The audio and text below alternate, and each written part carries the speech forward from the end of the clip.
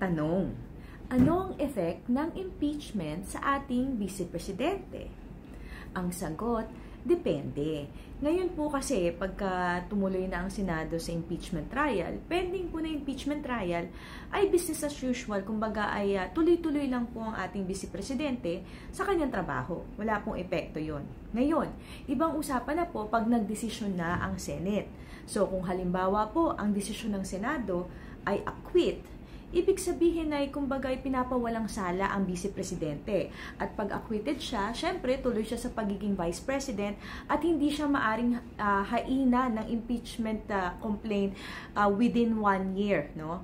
Meron pong 1 year bar sa Constitution. Ngayon, kung siya naman po ay kinonvict ng Senado, ay matatanggal po siya sa kanyang posisyon at maaari siyang patawan ng kumbagay penalty na disqualification to hold office in government. Yan po ang magiging epekto ng impeachment sa ating Vice Presidente. Ano sa tingin nyo? Convict o acquit?